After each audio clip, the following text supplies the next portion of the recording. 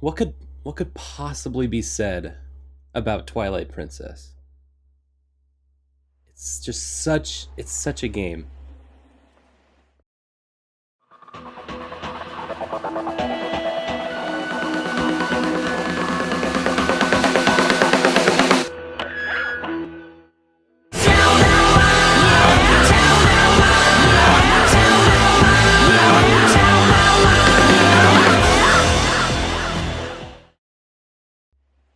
Hi, welcome to RDLP. I'm your host, the Prince of Plays Solon, and today I am proud to offer not only our first Wii U game, but our first Zelda game on the channel. And this is something that has been long in the makings, and I finally have all the technology rounded up, all the things that I need put together to be able to host Wii U games and Zelda games and all this right in the smack dab of November, which is officially Zelda month.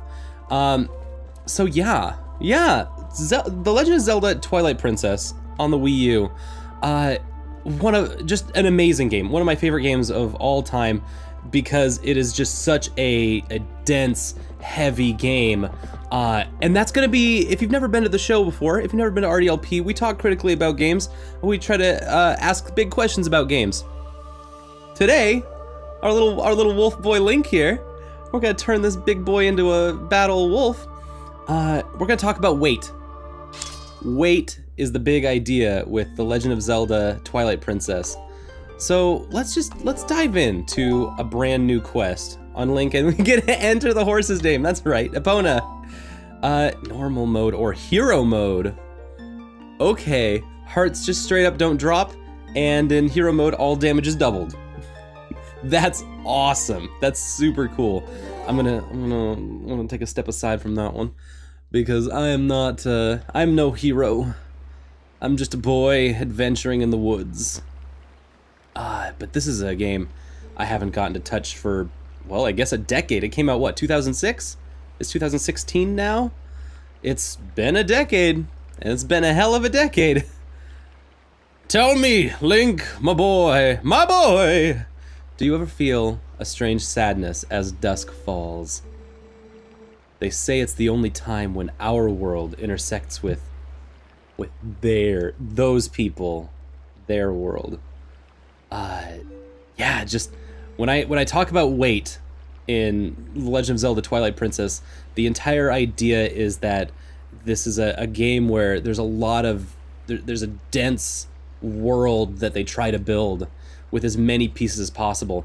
And this is probably the only game where you start, instead of talking like over the top about like the goddesses of Hyrule descended upon the world, the din of fire and furor of the wind, or whatever, is literally like, yo, you and Daddy-O here, cool Steve Blues, is just sitting next to the water. Just sitting in the water, looking at it and talking like the only time we can feel the lingering regrets of spirits who have left our world. He's literally talking about the midnight hour of the time when life and death intersect. And Link's just sitting there like, dude, I'm like 16. I ain't ever gonna die. That's why loneliness always pervades the hour of twilight. Anyway, enough talk about sadness. Let's move on from the sads and talk about some Link stuff. I've got a favor to ask you, Link. Hey. Yeah, that's right, I'm Link. How's it going? I was supposed to deliver something to the royal family of Hyrule the day after tomorrow. Yep. The mayor asked me to, but would you go in my stead? Okay, this is our boy. Look closely at this beautiful, beautiful face down here. He's just a gorgeous man. Also, like, the most standard cute boy Link. Like they finished Link with Twilight Princess. They're trying to do the hard turn from the cartoonish Link of Wind Waker, and after they take this Link in Twilight Princess, they go to the more like boyish, like rural kind of set, very tall and lanky Link in Skyward Sword. And so with the Twilight Princess, they were very specific in how they wanted basically this like teenage Link to be absolutely attractive. And you can tell because he's wearing mascara, which is awesome. Like that's so perfect. He's a perfect boy. Look at this perfect boy here. Beautiful boy. That's who we gonna be. Meanwhile, hard cut. They hard cut straight to Daddy-O cute boy, and they cut back to the cute boy. Like they do these action cuts to distill this sense of this is them. This is what normal NPCs look like. And here's you. Here's your little teen beat, your Tiger Beat teen fantasy Link, who is just all sorts of cute, does wear earrings, has pointy ears, and has like an asymmetrical thing going, which was not how it went in Wind Waker, and is not how it went in Skyward Sword, which I think is kind of cool. That's kind of interesting. Very, because I don't know how they did this, but this is 2006 Link, right? And he doesn't look out of his era somehow. It's got, in spite of it being an asymmetrical look, he's somehow reached this like timelessness because of all the earth colors and all the earthen textures. He's wearing like linen kind of feels, nothing like leather or latex or any kind of like exotic wear. It's just simple linens, timeless. Wears some freaking sandals on his feet. Anyway, enough about Link. We're gonna talk more about Link. Don't worry, we've got a lot of boy to talk about here.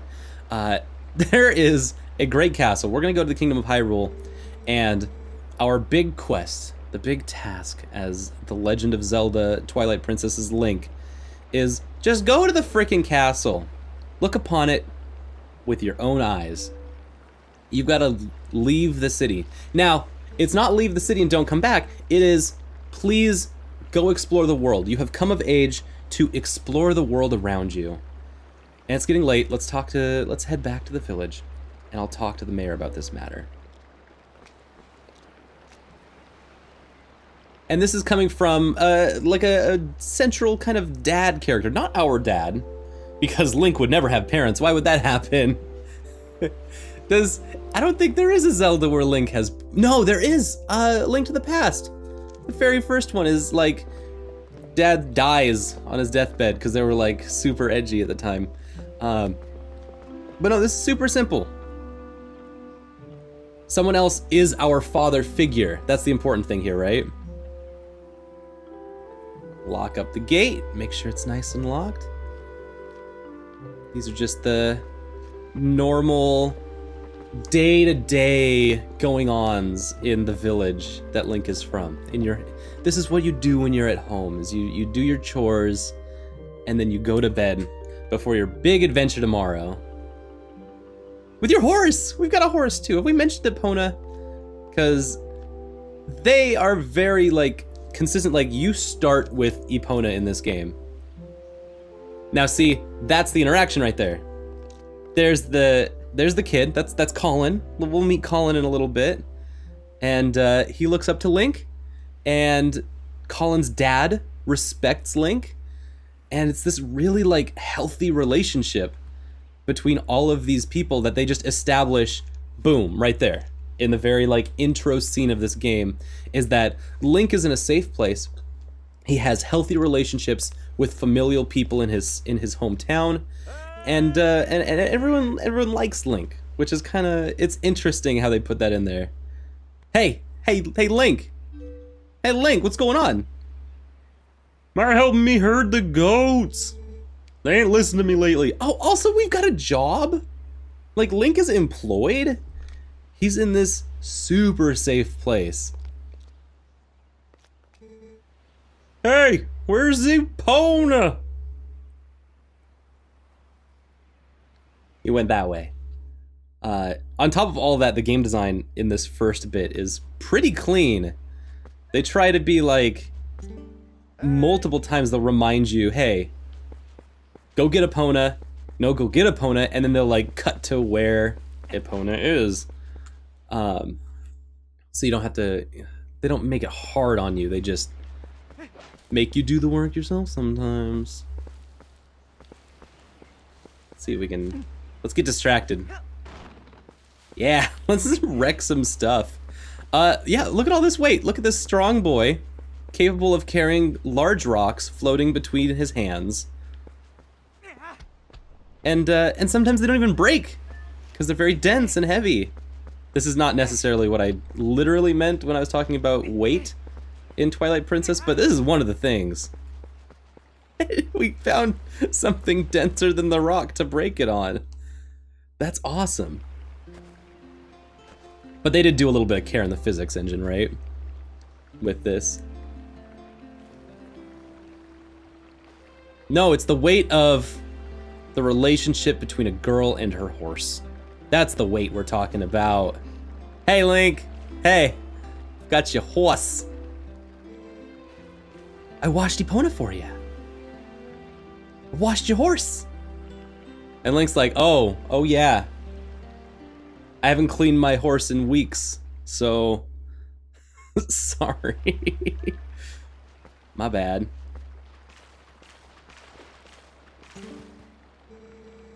Epona works really hard, so I thought she deserved a treat. Oh, but listen, Link, could you do something for me though?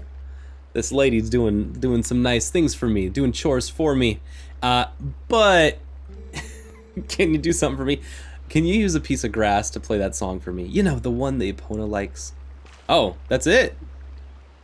Yeah, let's do that.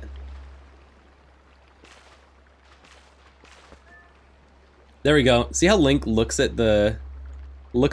what is an interactable object? It's really good. And this was 2006, and still not enough games do that. Hey, whoa. Hey guys. What a nice melody. Epona looks so happy. Well, she's all prettied up now, so I suppose you can ride her back, but don't you make her do too much, okay? Let's get on. A to get on. But yeah, they were gonna teach us how to use the horse, right? But in the simplest, smallest way possible. We've learned to call the horse, we've learned to get on the horse, we've learned to interact with people, and we've learned that people are going to ask us to do stuff, and when we do them, good things happen. So like, kind of got to iterate onto the player like, hey, they don't come into the game knowing if you do something that people like, good things will happen, or bad things will happen. They have just taught that to us. Teaching by doing, which is classic Nintendo. That's the Nintendo philosophy, is that in order to get a player to do something, you have to teach it to them, and once you teach it to them, you can twist it on them, and then once you've twisted it on them, they are learned. You can move on to the next thing. So we're on our horse. Let's go meet the village. Ah, if it isn't young Link! Are you going to close down the ranch for the day? I just closed the shop myself. I'm sure you know all the mischievous monkeys have come in the village lately. Those things worry me a bit. I'd better lock up tight here. I couldn't stand to have any more goods stolen. Can't trust that good-for-nothing husband to do anything right either. I'm right here. Come on, Dad. You can't catch a silly little monkey. Well, no, I can't. Aw. Oh, listen to us babble on. I didn't mean to keep you. All right, off to work with you. Yeah. Let's go through the town. We'll meet all the folks. There's a shopkeeper. The dad of the shopkeeper. Oh, hi Link. I'm making you a fishing rod, you know. All I have left to do is paint it, so get ready for fishing. Can I talk to anyone else? Nope. There we go. Hi there. Hi there. Good evening, Link. Sure is a lovely sunset, is it not? It is kind of you to spend time with my husband, you know. It gives me time for myself. Oh, do you have to go put the livestock to bed now? Yeah, bedtime for livestock. Ah, great timing, Link. Something I had forgotten to tell you. My son Colin making a fishing rod so the two of you can play together. You should finish it today, so come get it at the house tomorrow. All right. Now we've got a couple layers.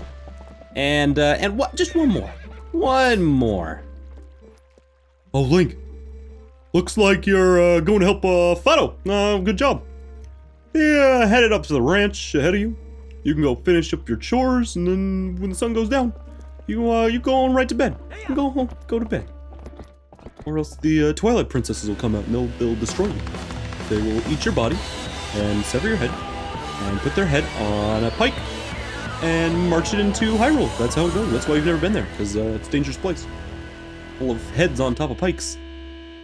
Danger.